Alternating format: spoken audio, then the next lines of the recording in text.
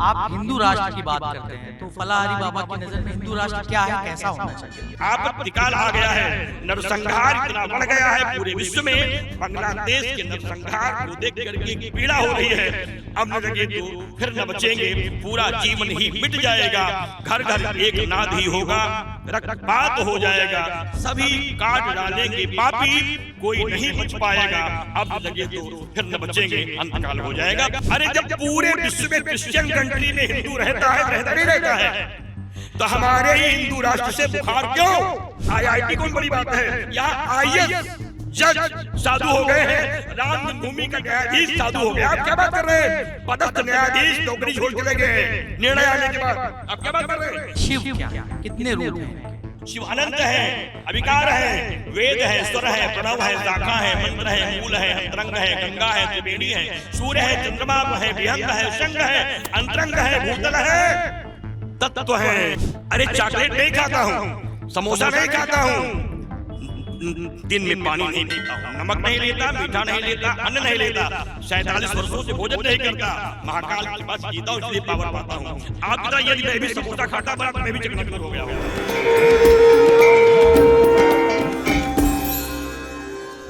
रुद्राक्ष से बने हुए शिवलिंग और ये इतने बहुतायत में त्रिशूल देख रहे हैं, ये इस समय कुंभ में आकर्षण का केंद्र बना हुआ है। हम आपको लोकेशन बताते हैं, इलाहाबाद का प्राचीन नाग वासुकी मंदिर है, उसके सामने सेक्टर 6 है।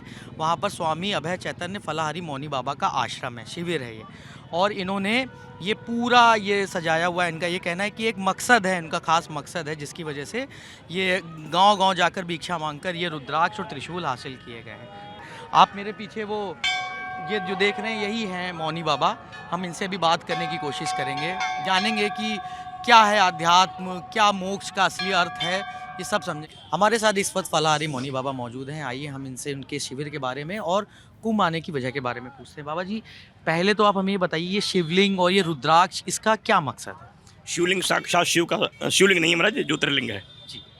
शिवलिंग कहीं हो सकती है, ज्योतिर्लिंग केवल महाकुंभ में, पूरी दुनिया में पहली बार, पूरे विश्व में पहली बार रुद्राक्ष मणियों द्वारा 12 ज्योतिर्लिंगों का निर्माण तीर्थराज प्रयाग की महाकुंभ में 2025 में हुआ है। भगवान शिव की कृपा से 7,51,00,000 रुद्राक्ष मणियों से बाबा के ज्योतिर्लिंगों का निर्माण हुआ है। क्योंकि ज्योतिर्लिंग इसलिए है कि रुद्राक्ष स्वयं शिव से प्रकट हुआ है। ज्योतिर्लिंग बनाई नहीं जा सकती, जो प्रकट होती है वही ज्योतिर्लिंग है। रुद्राक्ष शिव से प्रकट इसलिए ज्योतिर्लिंग है। मिट्टी, सीमेंट, मोरंग, पत्थर से बनाई गई होती तो शिवलिंग हो जाती। रुद्राक्ष इसलिए ज्योतिर्लिंग है। सौराष्ट्रे सोमनाथम च, श्रीशैले मल्लिकार्जुनम, उज्जैन्याम महाकाल, ममकारम ममलेश्वरम, परिल्याम वैद्यनाथम च, डाकिन्याम भीमशंकरम, सेतुबंधे तो रामेशम, नागेशम दारुकावने, वाराणस्याम विश्वेश्वरम, त्र्यंबकम गौतमी तटे, हिमालय तो केदारम, विश्वालय एतान ज्योतिर्लिंगानि सायं प्रातः सप्तजन्मकृतं पापम स्मरणेन विनश्यति। ये 12 ज्योतिर्लिंग हैं जिनका यहाँ दिव्य आगमन हुआ है। और यहाँ ज्योतिर्लिंगों का जो स्वरूप है संकल्प के साथ कर दिया गया है। 6 दक्षिणमुखी हैं, 6 उत्तरमुखी हैं। अर्थ, धर्म, काम, मोक्ष, विजय, श्री के लिए उत्तरमुखी हैं। शत्रुनाश के लिए, रक्षा के लिए, राष्ट्र रक्षा के लिए, देश आतंकवाद विनाश के लिए, बेटियों की सुरक्षा के लिए, गंगा बल प्रवाह के लिए, आतंकवाद विनाश के लिए, भारत हिंदू राष्ट्र के लिए दक्षिण शिवलिंग का प्रयोग है। और यहाँ पर विजय नंदी है, एक साले में एक नंदी होते हैं। यहाँ विजय नंदी की स्थापना है। और नंदी जी खड़े हैं महाराज, जो भी आक्रमण करेगा उससे पहले दंड देने के लिए नंदी जी खड़े हैं। धर्म नंदी भी उठ के खड़े हो गए हैं, क्योंकि इनके 4 पैर हैं, अर्थ, धर्म, काम, मोक्ष। नंदी जी का पूरा संबल सबको हो रहा है। चक्र कुंडों में सारे प्रयोग हो रहे हैं। उन्हीं कुंडों के मंत्रों के आहुति के हिसाब से सारे अनुष्ठानों को संकल्प। बाबा जी, अगर हम ये समझना चाहिए शिव क्या है, कितने रूप हैं इनके?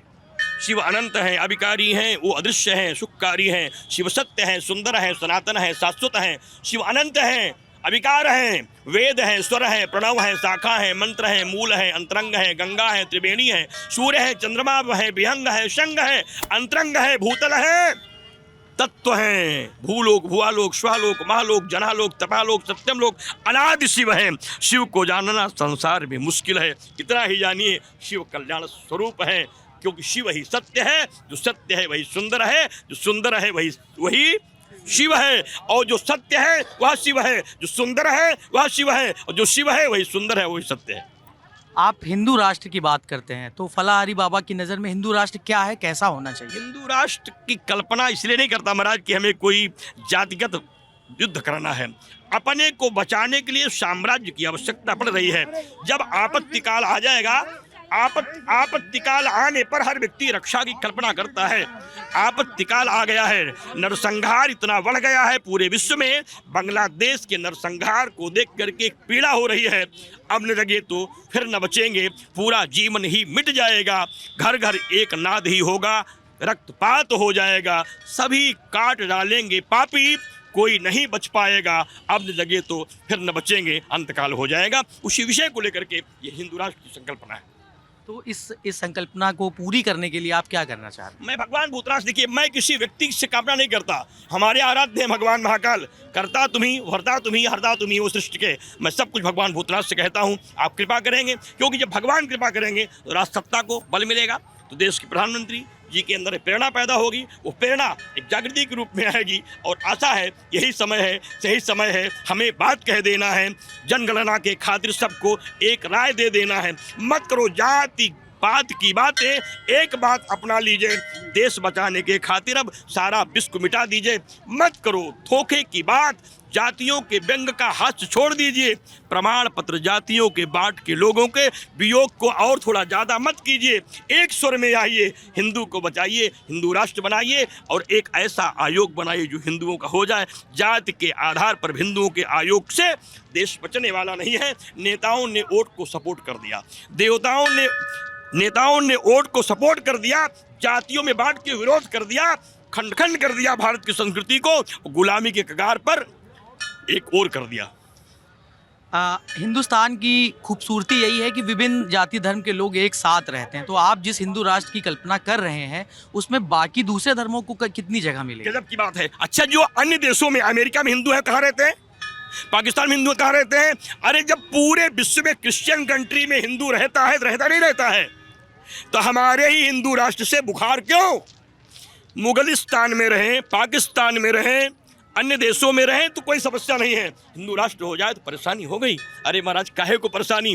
अंग्रेज तमाम क्रिश्चियन कंट्री हैं जहाँ यहाँ के हिंदू रहता है, तमाम मुस्लिम कंट्री जब हिंदू रहता है तो हिंदुस्तान में भी मुसलमान रहे, हम उनको मार नहीं रहे हैं, उनको निकाल नहीं रहे हैं, लेकिन हमारा भी कहीं न कहीं अधिकार, सुरक्षा, संबल, चिंतन होना चाहिए। पूरे देश में सबके अपने अपने राज्य हैं, तो हमारा भी कोई साम्राज्य होना चाहिए। एक सवाल है, आध्यात्म को लेकर कई तरह की बातें होती हैं, जितने लोग उतनी तरह की बातें। कोई कहता है मेडिटेशन यानी ध्यान आध्यात्म की ओर लेके जाता है, कोई कहता है कि वैराग्य संन्यास आध्यात्म की ओर लेके जाता है। तो जो युवा संन्यास की ओर या अध्यात्म की ओर जाना चाह रहे हैं उनको फलाहारी बाबा का क्या संदेश है? प्यास के लिए पानी की धार होनी चाहिए, प्यास के लिए पानी की धार होनी चाहिए। गंगा का तट हो चाहे बोतल की आड़ होनी चाहिए। कोई न कोई मार्ग भगवान के पास जाने के लिए ढूंढ लीजिए, जैसे भी जा पाओ चले जाओ, लेकिन ये मानिए हिंदू सनातन धर्म ही एक सही मार्ग है, शेष और मार्ग आपको मुक्ति नहीं दे सकते। आजकल कुंभ चल रहा है, कुंभ में कई बाबा ऐसे हैं जिन पर चर्चा हो रही है। कोई आईआईटी छोड़कर आया है, कोई लाखों के नौकरी का पद छोड़कर आया है। कहा यह जा रहा है कि जब उन लोगों मतलब उन बाबाओं ने मतलब इतनी महंगी पढ़ाई की, एक पद पा गए, जब मातृ ऋण, जब पितृ ऋण, जब देश का ऋण चुकाने की बारी आई तो उन्होंने जिम्मेदारियों से विमुख होकर अध्यात्म का या सन्यास का चोगा पहन लिया। इस तरह से कहने वाले कह रहे। आप उन बाबाओं के बारे में पूर्ण बात मत करिए। सबको छोड़ के भारत माता को समर्पित हूँ। देश से बड़ा कोई ऋण नहीं होता। पहले देश को बचाऊंगा, राष्ट्र को बचाऊंगा, जीवन को भारत माता को चढ़ाऊंगा और हिंदुस्तान के लिए पूरा देश के लोग खड़े हैं। मैं भारत माता के लिए शहीद हो जाऊंगा। आईआईटी बाबा जैसे बाबा जो बहुत वायरल हो रहे हैं, इनके ऐसे बाबा की बात क्या, हम सभी बाबा, आईआईटी कौन बड़ी बात है? यहाँ आईएएस जज साधु हो गए हैं, राम जन्मभूमि का न्यायाधीश साधु हो गया। आप क्या बात कर रहे हैं? पदस्थ न्यायाधीश नौकरी छोड़ चले गए निर्णय आने के बाद। आप क्या बात कर रहे हैं? न्यायाधीश छोड़ दिया, कुर्सी शरण में आ गए हैं। आईआईटी कौन सी अंगुली की बात करते हैं आप? ऐसे हजारों करोड़ों लोग भारत में हैं। कुछ लोग नया युग है तो आज चर्चा में आ गए हैं। तमाम आईएएस, पीसीएस, जज, डीआईजी, आईजी, सांसद, मंत्री, विधायक छोड़ दिए महाराज और सब चले गए महाराज चित्रकूट, दंडकारण्य वन में। हमारे तमाम अच्छे साधक संत परिचित हैं जो तमाम विधायक तक रहे और साधु हो गए। आप क्या बात कर रहे हैं? तकरीबन 3-4 घंटे से देख रहा हूँ, आपकी ऊर्जा जो है वो कहीं भी उसका और छोर नहीं दिख रहा है। कहाँ से ला रहे हैं इतनी ऊर्जा? अरे चॉकलेट नहीं खाता हूँ, समोसा नहीं खाता हूँ, दिन में पानी नहीं पीता हूँ, नमक नहीं लेता, मीठा नहीं लेता, अन्न नहीं लेता, 47 वर्षों से भोजन नहीं करता, महाकाल के पास जीता हूँ, इसलिए पावर पाता हूँ। आपकी तरह यदि मैं भी समोसा खाता बना तो मैं भी चकनाचूर हो गया होता। इसलिए मेरे पास जो ताकत है वो महाकाल की है, रोटी से नहीं है। 47 साल हो गया, नमक मीठा अन्न को छोड़ दिया हूँ, दिन में जल नहीं पीता, उबाली हुई सब्जी और एक बार जल लेता हूँ, महाकाल का नाम लेता हूँ, क्योंकि जब बाबा जो करते हैं असंभव को जो संभव कर दे उसी को शिव कहते हैं। मत फंसिए संसार में, छोड़िए इस प्रपंच को, विश्वास कीजिए शिव था, शिव है, शिव रहेगा, जो चाहेगा सब कुछ होगा। बाबा 2 सवाल और हैं मेरे। एक गृहस्थ जीवन का आदमी है जो कि उसमें फंसा हुआ है सांसारिक चीज़ों में, लेकिन वो आध्यात्मिक शुद्धि चाहता है, तो उसके लिए क्या उपाय है? गृहस्थ से बड़ा कोई सन्यासी नहीं है। कहाँ आप उसको छोटा मार रहे हैं? सबसे बड़ा सन्यासी गृहस्थ है, जहाँ हम सब पैदा होते हैं। साधु भी महाराज वहीं वो पैदा होता है। गृहस्थ आदरणीय है, वंदनीय है, पूजनीय है, सम्मान कीजिए, उपहास नहीं। वो सब साधक हैं। एक नारी के साथ जीवन जीने वाला गृहस्थ आदरणीय होता है। ऐसा जीवन जियो, पूज्य हो जाओगे। बाबा बचपन से जब हम कुंभ के बारे में पूछते थे अपने बड़े बुजुर्गों से, तो वो कहते थे कि वो ऐसा स्थान है जहाँ मोक्ष की प्राप्ति होती है। बाबा मुझे आज तक मोक्ष का मतलब नहीं समझ में आया है, इसको परिभाषित कीजिए। मोक्ष एक ऐसा शब्द है जिसे जानना बड़ा कृष्ण होगा। अनेक जन्म संसिद्धि ततो यान्ति परांगतिम। बैठेंगे तो मैं बताऊंगा कि बहुत बृहद विषय है। अर्थ धर्म काम मोक्ष की 4 पीढ़ियां हैं। इनको कुल इतना मानिए, जहां से आने के बाद मन से बुराइयों के विकार समाप्त हो जाए, वही मोक्ष हो गया। ये थे हमारे साथ फलाहारी बाबा। आइए अब हम इनके शिविर का टूर कराते हैं आपको।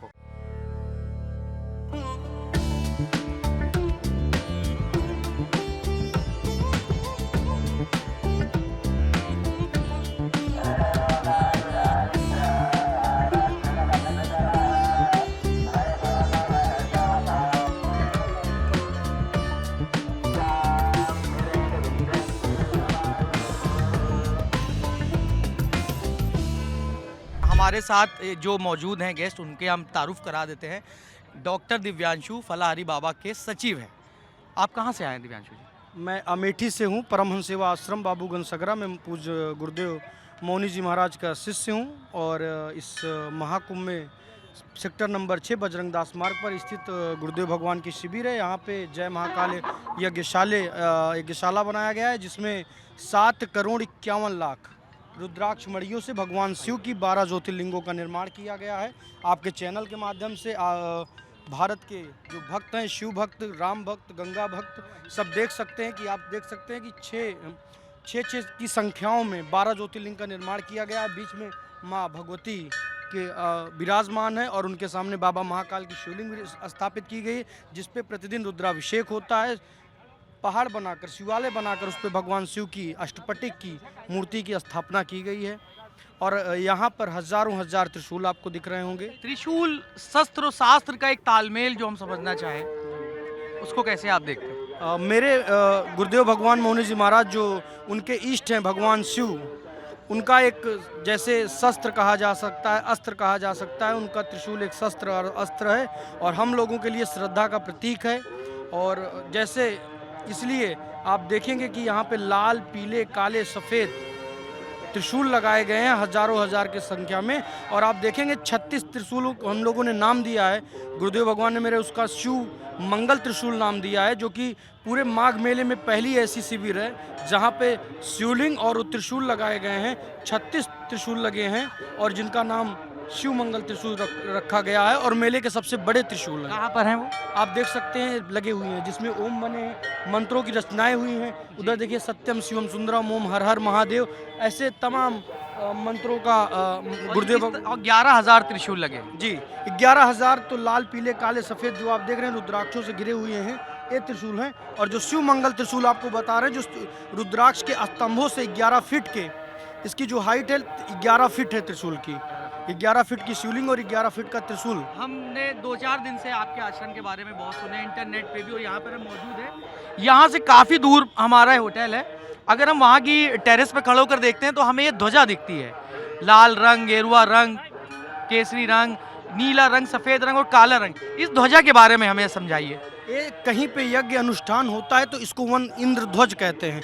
लाल ध्वज लगते हैं, पताके लगते हैं, और इस ध्वज को लगाकर कोई विशेष संकल्प हो, कोई विशेष पूजन करना चाहें या कोई यज्ञ आप करना चाहें तो उसमें सबसे महत्वपूर्ण होते हैं इंद्रध्वज। और इस मेले में जहाँ पे भी यज्ञ चल रही होगी वहाँ पे आप देखेंगे इंद्रध्वज लगे हुए हैं। इसमें आप सारे कलर आपको देखने को मिलेंगे। सबसे पहले लाल है, पीला है, भगवा है, सफ़ेद है, काला है, इस नीला है। ये भगवान शिव के इस यज्ञ में, यज्ञशाला में इंद्रध्वज के नाम से पताका और स्थापित किया गया है। दिव्यांशु, आपके नाम के आगे डॉक्टर लगा है, वो बाहर भी मैंने देखा। कहाँ, मतलब आप किस चीज़ के डॉक्टर हैं, क्या आपकी क्वालिफिकेशन है? ये सब मेरे गुरुदेव भगवान की कृपा है और उन्हीं के आशीर्वाद से मैं फिजियो ग्रेड में डीपीटी, बीपीटी और मास्टर्स एमपीटी मैंने किया है। यूपी स्टेट मेडिकल फैकल्टी से मैंने पढ़ाई की है। हमारे अमेठी डिस्ट्रिक्ट में Indira Gandhi paramedical of sciences का विद्यालय है, उससे मैंने डिप्लोमा किया था और मैं लखनऊ से डीपीटी, बीपीटी किया था। तो इतने साल पढ़ाई करने के बाद आप अध्यात्म और ये संन्यास की ओर कैसे मुड़े? बस गुरु जी से लगाव था और उसके बाद मन में एक इच्छा जगी और अभी तक आप देख सकते हैं कि पूरे मेले में आपको कोई ऐसा संत नहीं मिलेगा। मेरे गुरुदेव भगवान सबसे बड़ी समाधि, भू समाधि 56 बार भू समाधि और जल समाधि हो चुकी है। लाखों किलोमीटर लेटकर चक्रवर्ती दंडोत परिक्रमा कर चुके हैं, वंदे मातरम पदयात्रा कर चुके हैं। जबकि उत्तर प्रदेश के अंदर ऐसी सरकारें थी कि जिसमें जय श्री राम का जय घोष और वंदे मातरम का जय घोष लगाने में लोग डरते थे। उस समय मेरे पूज्य गुरुदेव मोहन जी महाराज ने अमेठी की धरती से परमहंस सेवा आश्रम बाबूगंज सगरा गौरीगंज से वंदे मातरम पदयात्रा निकाली थी, जिसमें लगभग 50,000 लोग पैदल चले थे। और वो यात्रा निकलकर बाबा विश्वनाथ की नगरी काशी पहुंचकर हम लोगों ने वहां पे गंगा स्नान कर काशी विश्वनाथ जी का अभिषेक कर और वहां से हम लोग वापस यात्रा को विराम किए थे। तो ये हमारे साथ डॉक्टर दिव्यांशु थे, मौनी महाराज के, मौनी बाबा के सचिव, और इन्होंने हमें पूरा आश्रम दिखाया, बाबा से हमने बात भी की, आपने देखा। और इसी तरह आप हमारे साथ बने रहिए। कुंभ के कई रंग हैं जो आपको दिखाने हमें बाकी हैं। कैमरे के पीछे अमितेश है और अब हम फिर से चाय पीने जा रहे हैं।